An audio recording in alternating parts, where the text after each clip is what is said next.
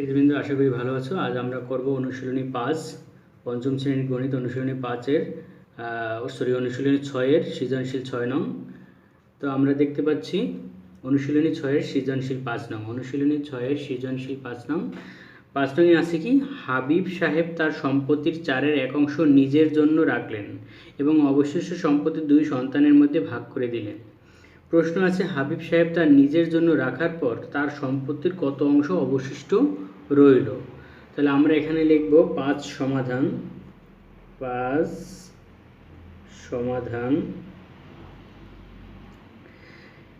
হাবিব সাহেব তার নিজের জন্য রাখার পর তার সম্পত্তির কত অংশ অবশিষ্ট রইল। এখন এটা বের করতে হলে আমাদের জানতে হবে মোট সম্পত্তির পরিমাণ কি।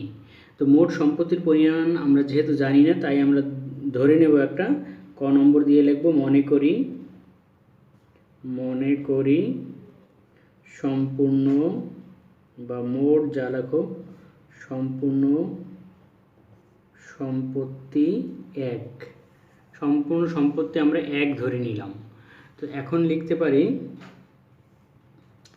সুতরাং সম্পত্তি অবশিষ্ট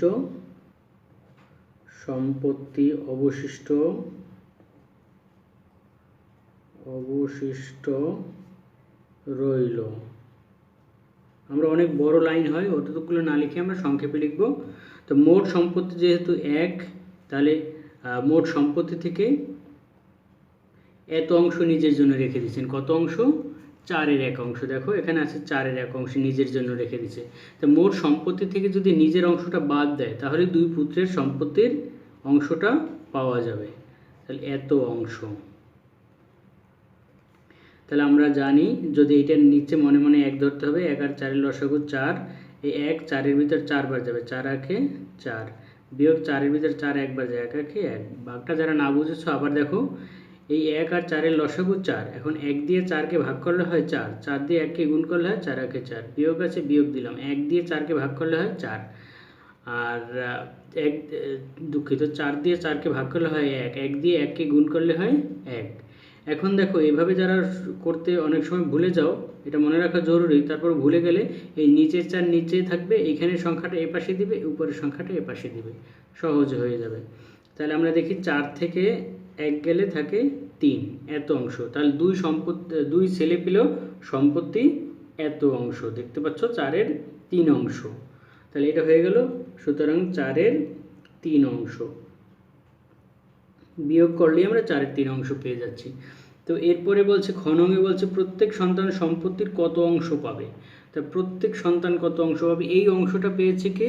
এই সন্তানটা সম্পত্তিটা পেয়েছে পিতা বাদে, পিতার জমিটা রাখার পরে বাকি সম্পত্তি 2 ছেলেকে ভাগ করে দিয়েছে। প্রশ্নে বলেছে 2 ছেলেকে, 2 সন্তানের মাঝে অবশিষ্ট সম্পত্তি ভাগ করে দিলেন 2 সন্তানের মধ্যে। তাহলে এই সম্পত্তিটা পেয়েছে 2 সন্তান, এই সম্পত্তিটা পেয়েছে 2 সন্তান। তাহলে আমরা লিখতে পারি খনং দিয়ে, 2 সন্তান সম্পত্তি পেল 4-এর 3 অংশ। এখানে 2টা আমরা সংখ্যায় লিখতে পারি, 2 সন্তান সম্পত্তি পেল 4-এর 3 অংশ। সুতরাং 1, প্রত্যেক সন্তান বলছে 1 সন্তান সম্পত্তি পেল 4-এর 3 অংশ ভাগ 2। তাহলে ভাগ হলে এটা উল্টে যাবে, 4-এর 3। এই 2 ধরা হয় কোথায়? উপরে।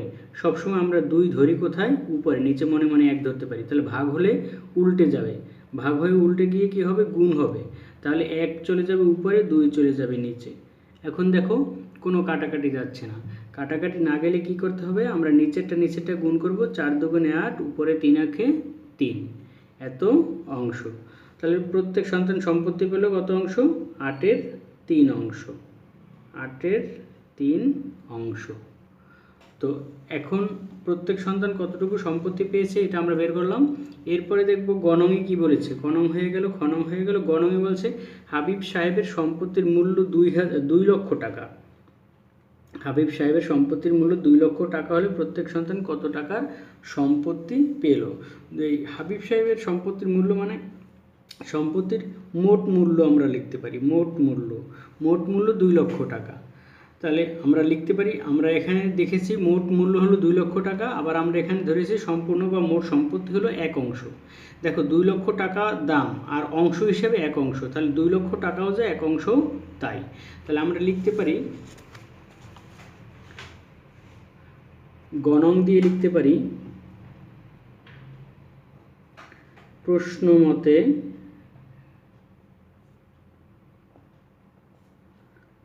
মতে লিখতে পারি 1 অংশ সমান সমান 2 লক্ষ টাকা। 1 অংশ মানে 2 লক্ষ টাকা। মোট জিনিসটা ধরো এই সম্পত্তিটা, মোট এই সম্পত্তিটা মোট অংশ, এই সব মিলে অংশ, এই অংশটা হলো 1 অংশ। 1 মানে সম্পূর্ণ, 1 মানে সম্পূর্ণকে বলা হয় 1। আর এটার দাম হলো 2 লক্ষ টাকা। এটার দাম হলো 2 লক্ষ টাকা। তাহলে এক অংশও যা 2 লক্ষ টাকাও তাই। তাহলে আমরা লিখতে পারি 1 অংশ সমান সমান 2 লক্ষ টাকা। তো এখন এখানে প্রশ্নে বলেছে যে হাবিব সাহেবের সম্পত্তির মোট মূল্য 2 লক্ষ টাকা হলে প্রত্যেক সন্তান কত টাকার সম্পত্তি পাবে। কিন্তু প্রত্যেক সন্তান কিন্তু 8-এর 3 অংশ পেয়েছে। 8-এর 3 অংশের মূল্য বের করতে হবে এখন। তাহলে আমরা লিখতে পারি সুতরাং 8-এর 3 অংশ সমান সমান 1 অংশের মূল্য এত হলে 8-এর 3 অংশের মূল্য হবে কত? 2 লক্ষ গুণ উপরে 3 উপরেই থাকবে, নিচে 8 চলে আসবে, এত টাকা।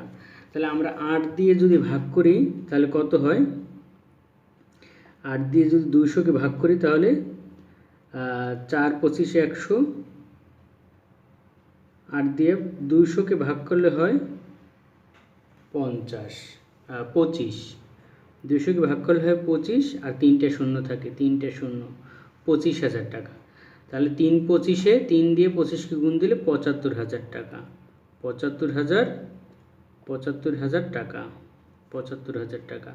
তাহলে প্রত্যেক সন্তান পেল এই টাকা। আবার দেখো 1 অংশ সমান সমান 2 লক্ষ টাকা, অতএব 8-এর 3 অংশ। 8-এর 3 অংশ কোথায় পেলাম? প্রত্যেক সন্তান, ঘনঙে পেয়েছে প্রত্যেক সন্তান 8-এর 3 অংশ সম্পত্তি পাবে। তাহলে 8-এর 3 অংশ সম্পত্তির মূল্য কত হবে? 3 এখানেই থেকে যাবে, 8 এখানে থেকে যাবে। 8 দিয়ে আমরা 2 লক্ষকে ভাগ দিলে হয় 25,000। আবার খেয়াল করো, 8 দিয়ে 2 লক্ষকে ভাগ দিলে হয় 25,000। এটা মুখস্থ না, তোমরা রাফে করে নিবে। আর দেখছি কাটাকাটি যাচ্ছে না। এখন 3 25-এ 75, আর নিচে তো কিছু নাই। তাহলে প্রত্যেক সন্তান আমরা লিখতে পারি, সুতরাং প্রত্যেক সন্তান সম্পত্তি হলো, প্রত্যেক সন্তান সম্পত্তি পেল 75,000 টাকার। তাহলে হয়ে গেল গণং। এখন দেখবো আমরা ঘনঙে কি বলেছে। ঘনং প্রশ্নে বলেছে হাবিব সাহেব কত টাকার সম্পত্তি পেলেন। তাহলে সন্তান যদি 8-এর 3 অংশ পায় সেটা বের করেছি। এখন বের করব সন্তানের পিতা মানে হাবিব সাহেব কত অংশ? 4-এর 1 অংশ পেয়েছে। তাহলে 4-এর 1 অংশ আমরা বের করব। আমরা আবার এভাবেই লিখতে পারি ঘনং। ঘনং লিখব, আমরা পেয়েছি কি? আগেই পেয়েছি যেটা, সেটাই আবার লিখব। প্রশ্ন মতে 1 অংশ সমান সমান 2 লক্ষ টাকা। 2 লক্ষ টাকা। এটা যদি কেউ এভাবে লিখতে চায় যে 1 অংশ সম্পত্তির মূল্য 2 লক্ষ টাকা, তাও হবে, যেভাবে লেখো তুমি, কোনো সমস্যা নেই। 1 অংশ সম্পত্তির মূল্য 2 লক্ষ টাকা এভাবে লিখলে হবে, বা 1 অংশ সমান সমান 2 লক্ষ টাকা। অতএব তিনি নিজে রেখেছেন 4-এর 1 অংশ। 4-এর 1 অংশ সমান সমান কত হবে? 2 লক্ষ উপরেই থাকবে, গুণ উপরে 1 নিচে 4। তাহলে 4 দিয়ে যদি আমরা 200-কে ভাগ করি তাহলে 4 দিয়ে 200-কে ভাগ করলে হয় 50। 4 50-এ 200, আর বাকি থেকে 3টে শূন্য দিয়ে দিতে হবে। তাহলে আমরা দেখতে পাচ্ছি 1 দিয়ে গুণ দিলে 50-কে 85 হয়, 50,000 টাকা। সুতরাং হাবিব সাহেব 50,000 টাকার সম্পত্তি পেলেন। এভাবেই আমরা লিখতে পারি। অঙ্কটা একটু বড়, কিন্তু তোমরা বারবার যদি বাসায় চর্চা করো তাহলে অঙ্কটা অবশ্যই তোমাদের জন্য সহজ এবং সুন্দর হয়ে যাবে, কোনো কঠিন অঙ্ক না।